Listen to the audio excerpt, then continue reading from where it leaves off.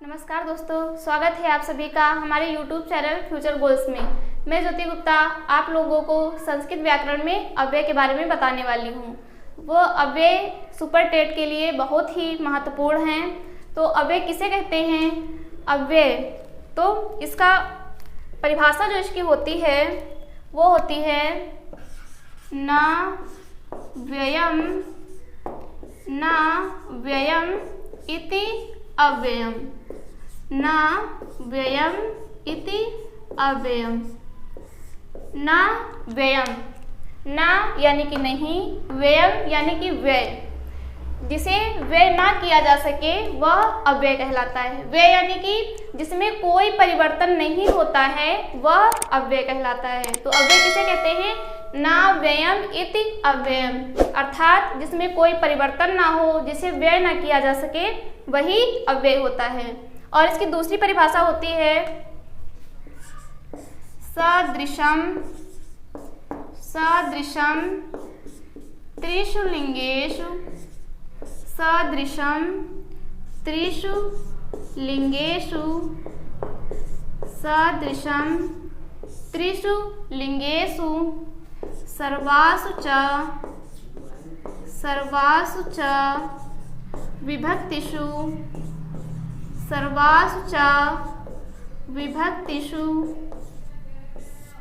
सदृशम त्रिषु लिंगेषु सर्वासु च विभक्तिषु वचनेषु च सर्वेषु। वचनेषु च सर्वेषु यन्वेति तदव्ययम्। यन्वेति तदव्ययम्। तो अव्यय किसे कहते हैं? जो शब्द सदृशम यानी कि समान हो, त्रिषु यानी कि तीनों, लिंगेषु यानी कि लिंगों में, जो शब्द तीनों लिंगों में, सर्वासु च विभक्तिषु, च और सभी विभक्तियों में, वचनेषु च सर्वेषु सभी वचनों में कैसे हों? समान हों। उन्हें क्या कहते हैं? यन्वेति तद अव्ययम, उन्हें अव्यय कहते हैं। जो शब्द त्रिशलिंगेषु यानी कि तीनों लिंगों में, सर्वासु च विभक्तिषु सभी विभक्तियों में, और वचनेषु च सर्वेषु सभी वचनों में समान हो, उन्हें क्या कहते हैं? अव्यय कहते हैं। तो सदृशम त्रिशलिंगेषु, तीन लिंग कौन कौन से होते हैं? पुल्लिंग, स्त्रीलिंग और नपुंसकलिंग। कौन कौन से होते हैं? पुल्लिंग, स्त्रीलिंग और नपुंसकलिंग।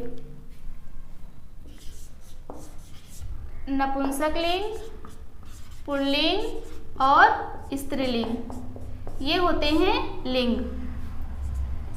और सर्वासु च विभक्तिषु, विभक्तियाँ कौन कौन सी होती हैं? प्रथमा, द्वितीया, तृतीया, चतुर्थी, पंचमी, षष्ठी और सप्तमी विभक्ति, ये होती हैं विभक्तियाँ। वचनेषु च सर्वेषु सभी वचनों में, तो वचन कौन कौन से होते हैं? एक वचन, द्विवचन और बहुवचन, ये होते हैं वचन। कौन कौन से?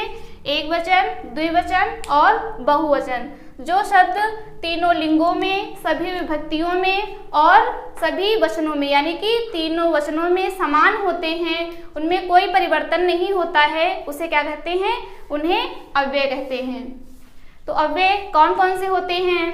जैसे कि शब्द होता है तुम कब जाओगे, तो कब क्या है? अव्यय है। वह किसी भी वचन में हो, किसी भी विभक्ति में हो या किसी भी लिंग में हो, लेकिन अव्यय में कोई परिवर्तन नहीं होता है कभी भी। तो अव्यय शब्द कौन कौन से होते हैं देखते हैं आगे।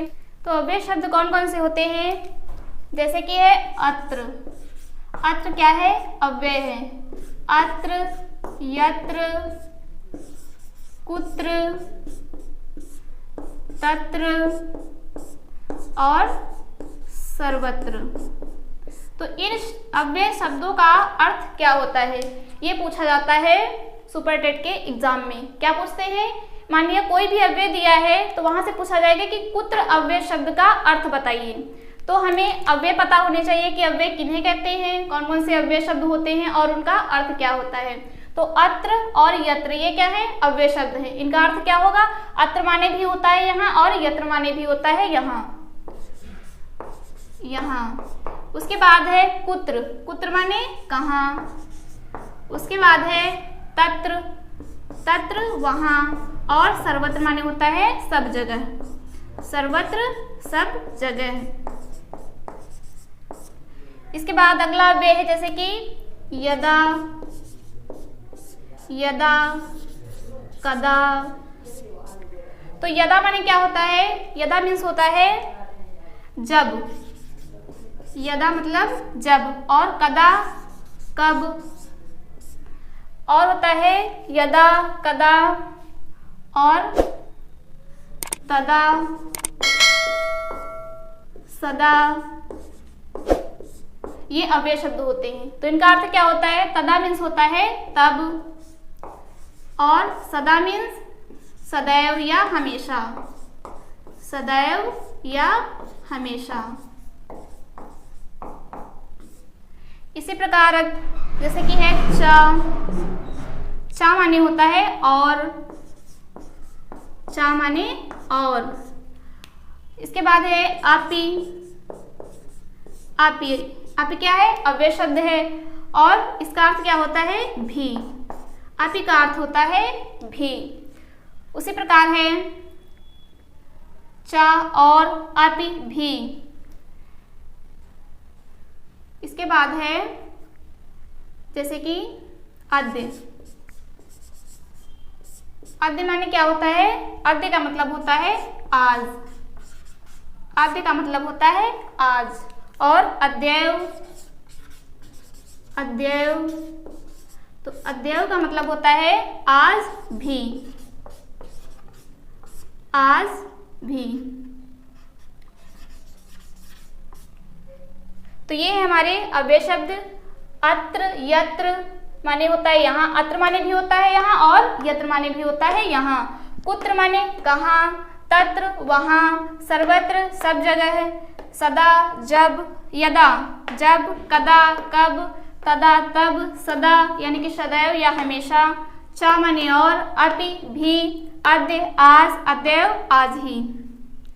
इसके बाद अगला अव्यय शब्द है, अगला अव्यय है अदत्वे।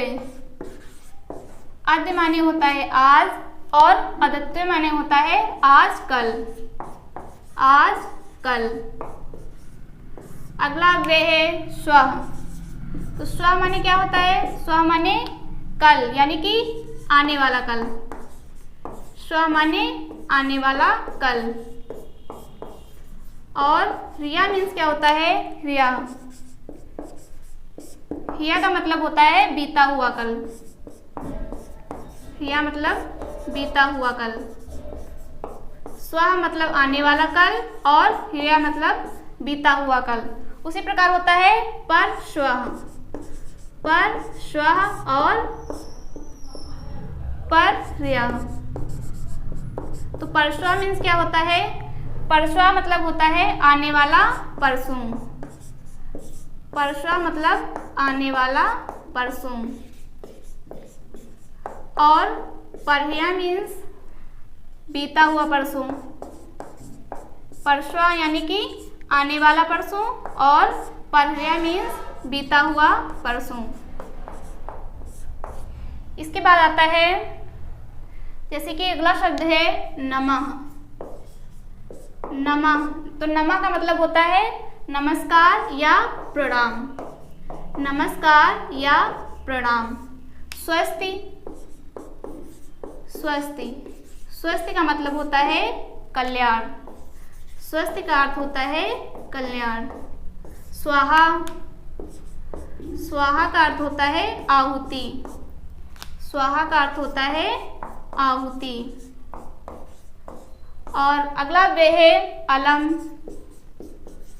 अलम, अलम का अर्थ होता है बेकार, अलम का अर्थ होता है बेकार। उसी प्रकार अगला अव्यय है जैसे कि अभिता। अभिता का मतलब होता है दोनों ओर, और उभयता का मतलब भी होता है दोनों ओर। तो दोनों का अर्थ क्या होता है? दोनों ओर। अभिता माने भी होता है दोनों ओर और उभयता माने भी होता है दोनों ओर। अभिता और उभयता का अर्थ होता है दोनों ओर। परितः, परितः मीन्स होता है परितः। परितः का मतलब होता है चारों ओर। परितः यानी कि चारों ओर। तो अदत्व यानी कि आजकल, स्व माने आने वाला कल, क्रिया माने बीता हुआ कल, परसों माने आने वाला परसों और परह्रिया माने बीता हुआ परसों। उसी प्रकार है नमः, नमः माने होता है कल्याण, नमः माने होता है नमस्कार और स्वस्ति माने होता है कल्याण। स्वाहा यानी कि आहुति, अलम बेकार। अभिता और उभयता दोनों का अर्थ होता है दोनों ओर और परिता माने चारों ओर। अगला अव्यय है, अगला अव्यय शब्द है समया और निकषा। तो समया निकषा दोनों का अर्थ होता है निकट, दोनों का अर्थ होता है निकट या समीप। समया माने भी होता है निकट और निकषा माने भी होता है निकट या समीप। सह, साकम और सार्धम तीनों का अर्थ होता है साथ। सह, साकम और सार्धम तीनों का अर्थ होता है साथ। उसके बाद है इदानीम और संप्रति। इदानीम मीन्स होता है इस समय और संप्रति का मतलब भी होता है इस समय। दोनों का मतलब होता है इस समय, इदानीम और संप्रति। उसके बाद है अधा और नीचई। अधा माने भी होता है नीचे और नीचई का मतलब भी होता है नीचे। इसके बाद है उच्चई। उच्चई का मतलब होता है ऊंचे। उच्चई यानी कि ऊंचे या जोर से, ऊंचे या जोर से। उसके बाद है अल्पम। अल्प का मतलब होता है थोड़ा या कुछ और ईषद का मतलब भी होता है थोड़ा या कुछ। तो अल्पम और ईषद का मतलब होता है थोड़ा या कुछ। इसके बाद है ऐष्मा। तो ऐष्मा का अर्थ होता है इस साल। ऐष्मा का अर्थ होता है इस साल। और परुत, परुत यानी कि परसाल। परुत का अर्थ होता है परसाल। उसके बाद है सायं। सायं यानी कि संध्या या शाम, संध्या या शाम। प्रातः यानी कि प्रातःकाल या सवेरा, प्रातःकाल या सवेरा। उसके बाद है शनै। शनै यानी कि धीरे। शनै का अर्थ होता है धीरे। पृथक का अर्थ होता है अलग, पृथक का अर्थ होता है अलग। उसके बाद है खलु। तो खलु का अर्थ होता है निश्चय ही। खलु का अर्थ होता है निश्चय ही। उसके बाद है एव। एव माने होता है ही। एव का अर्थ होता है ही। इव यानी कि समान। इव यानी कि समान या सदृश, समान या सदृश। इसके बाद अगला अव्यय है, अगला अव्यय है एकदा। एकदा का अर्थ होता है एक बार। एकदा यानी कि एक बार। उसके बाद अगला अव्यय है अन्यत्र। अन्यत्र का अर्थ होता है दूसरी जगह। अन्यत्र का अर्थ होता है दूसरी जगह। उसके बाद है अन्यथा। अन्यथा का मतलब नहीं तो। अन्यथा का अर्थ होता है नहीं तो। अगला है अपितु। तो अपितु का अर्थ होता है बल्कि या वरन। बल्कि या वरन यानी कि इसके दोनों अर्थ होते हैं, बल्कि भी और वरन भी। उसके बाद है प्रायः। प्रायः का अर्थ होता है अक्सर। प्रायः का अर्थ होता है अक्सर। उसके बाद है पश्चात। पश्चात यानी कि बाद में। पश्चात का मतलब होता है बाद में। उसके बाद अगला अव्यय है अंतरा। तो अंतरा का मतलब होता है बीच में। अंतरा यानी कि बीच में। उसके बाद अगला अव्यय है अर्धम। तो अर्धम का अर्थ होता है आधा। अर्धम यानी कि आधा। उसके बाद है यावत। यावत का अर्थ होता है जब तक। यावत का अर्थ होता है जब तक। उसके बाद है तावत। तो तावत का अर्थ होता है तब तक। यावत यानी कि जब तक और तावत यानी कि तब तक। उसके बाद है आरात। आरात का अर्थ होता है दूर। उसके बाद है ऋतम या सत्यम। तो ऋतम का अर्थ भी होता है सत्य और सत्यम का अर्थ भी होता है सत्य।